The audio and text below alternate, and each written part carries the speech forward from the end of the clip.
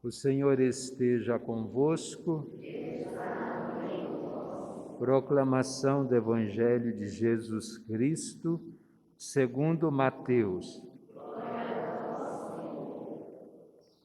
Naquele tempo, Jesus deixou as multidões e foi para casa. Seus discípulos aproximaram-se dele e disseram: Explica-nos a parábola do joio. Jesus respondeu: Aquele que semeia a boa semente é o Filho do Homem. O campo é o mundo. A boa semente são os que pertencem ao reino. O joio são os que pertencem ao maligno. O inimigo que semeou o joio é o diabo. A colheita é o fim dos tempos. Os ceifadores são os anjos. Como o joio é recolhido e queimado ao fogo, assim também acontecerá no fim dos tempos. O Filho do Homem enviará os seus anjos, e eles retirarão do seu reino todos os que fazem outros pecar e os que praticam o mal. E depois os lançarão na fornalha de fogo. Ali haverá choro e ranger de dentes. Então os justos brilharão como o sol no reino de seu Pai. Quem tem ouvidos, ouça. Palavra da salvação.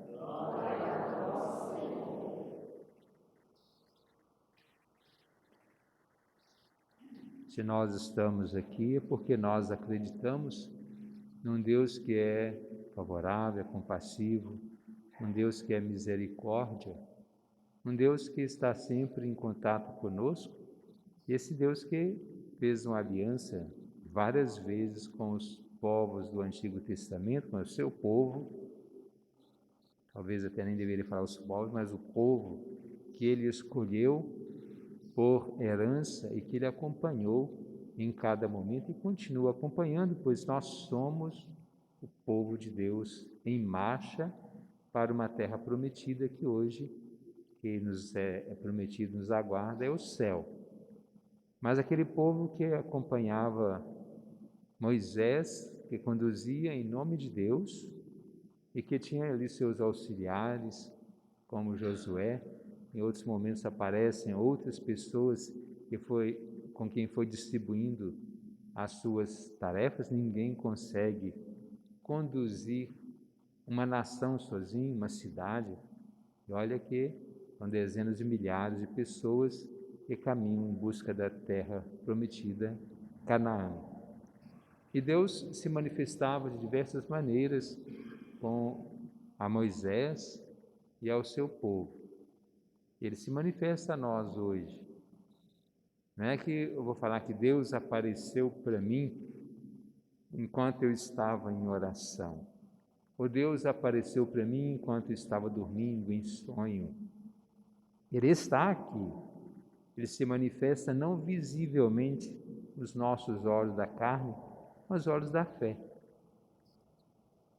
E nós precisamos perceber essa presença de Deus através de vários momentos que a igreja nos orienta, através da Eucaristia, através da sua palavra, através da comunidade reunida, através do pobre, do necessitado, onde quem serve o menor a mim serve, dos pastores que servem a igreja, e nós vemos Deus também no dia a dia, na natureza, naquilo que Ele fez por nós, que tudo deve funcionar em função do seu poder, da sua mão. E nós vivemos nesse planeta, nesse mundo, nesse universo que Deus fez por nós. E nós podemos muito bem, não só adorar a Deus na Eucaristia, mas também na sua palavra e muitas vezes até no nosso irmão.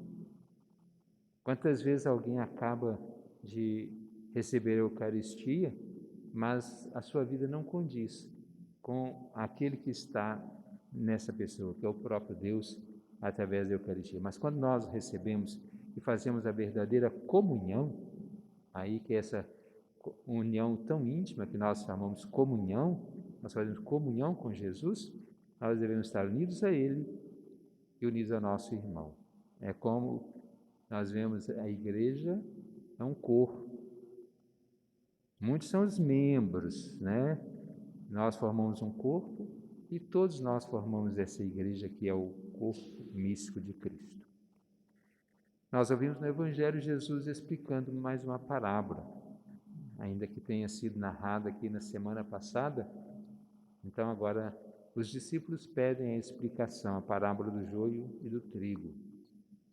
Como nós temos essas parábolas que são maravilhosas no ensinamento, na maneira de nós contemplarmos a Deus e de nós nos colocarmos em caminho rumo a Deus, mas Ele nos explica esse reino. Nós vivemos aqui neste mundo. E quando Jesus fala antes no bom semeador, aquele que semeia em lugares diferentes, em terras diferentes, que é a sua palavra, depois ele fala da parábola do joio e do trigo. O trigo que é uma planta que gera o alimento, e o joio que é uma praga. E certamente, quando nós fazemos qualquer plantação, precisamos sempre tomar cuidado arrancando aquele mato aqui e ali. E quando Jesus narra a parábola do joio e do trigo, os empregados do patrão que fizeram a plantação perceberam que nasceu o joio. Falaram: você não plantou semente de boa qualidade?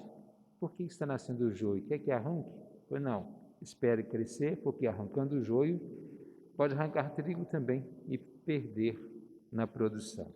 Então, quando ele explica a parábola, então ele fala que quem semeia é o Filho do Homem, quer dizer, é o próprio Jesus, é Ele mesmo, é o próprio Deus.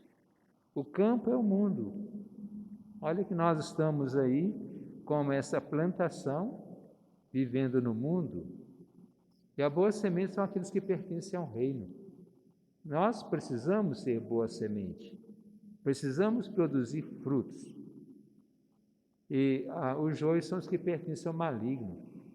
E às vezes nós nos identificamos, quando nós pertencemos a um ou ao outro, pela nossa vivência, pelo nosso testemunho, pelas nossas ações. E se nós pertencemos ao reino, somos boas sementes. Se nós não pertencemos, nós não somos boas sementes. Podemos nos considerar como joio. E quantas vezes nós fazemos o bem por esta vida fora, e às vezes até sem perceber. Nós fazemos tanta coisa boa no dia a dia, por propósito de servir ao outro, mas algumas vezes a gente não percebe, por uma palavra, por um sorriso, por uma atenção que a gente dá a uma pessoa. Mas quantas vezes nós fazemos o mal? Pode ser de propósito, ou às vezes até sem perceber também. É claro, quando não percebemos, não vamos nos culpar. Mas se já temos uma origem naquela semente que é ruim, vai ser lançada e vai produzir coisa ruim também, é claro. Mas precisamos nos sentir como pertencentes ao reino de Deus. E a colheita é o fim dos tempos. Jesus falou lá no final do Evangelho de Mateus que virá o final dos tempos. Vai, como o pastor separa as ovelhas dos cabritos, vai separar os bons dos maus. Aquele que pertence às ovelhas, comparando, é claro, que nada contra os cabritos, mas aqueles que são como as ovelhas serão salvos, e os cabritos, né, como os maus, serão condenados. Então, estes serão separados, serão julgados. Mas os ceifadores são os anjos. Quer dizer que Jesus, ele fala quase que nosso modo de hoje entender, uma nomeação daqueles que vão fazer a separação. E nós temos mania de julgar. O julgamento pertence a Ele. Quando a gente faz uma coisa boa, às vezes até a gente elogia ou é elogiado. Mas quando alguém faz uma coisa errada, a gente é o primeiro a julgar a pessoa. Se toma cuidado que você não vai para o inferno. Qual autoridade, autorização, qual poder que nós temos de julgar o outro que ele vai para o inferno. Qual? Não podemos colocar ninguém no inferno. Ninguém prova nem que aquele que traiu Jesus, Judas, tenha ido para o inferno. Ninguém prova isso. Às vezes nós julgamos, não, Judas é o traidor. E aí tantos nós nomeamos de Judas. Nós não podemos fazer. No fim dos tempos, ele virá para julgar. E como ele fala, não julgueis e não sereis julgados, não cabe a nós julgar. O que cabe a nós é fazer o bem e pronto. O julgamento cabe a Deus, porque se ele é, como nós rezamos no Salmo, é indulgente e favorável. Ele é misericordioso, ele é bondoso. É claro que é justo, mas ele julga com justiça e nós julgamos de acordo com o nosso olhar. Podemos até ter um senso de justiça, sim, é claro, precisamos ser inteligentes, pode dizer assim, mas precisamos deixar que o julgamento para a vida eterna ou para a condenação seja dado por Deus. Ninguém tem poder para isso. Repito, o que nós temos que fazer é tentar ser santos, ser justos, ser perfeitos, como Deus é. Igual nós não vamos ser, mas precisamos tentar, nos equiparar dentro daquilo que Jesus nos coloca na nossa condição. Fazer o bem para recebermos depois o lucro, que é o reino de Deus. Vamos agora elevar a Deus a nossa prece, pedindo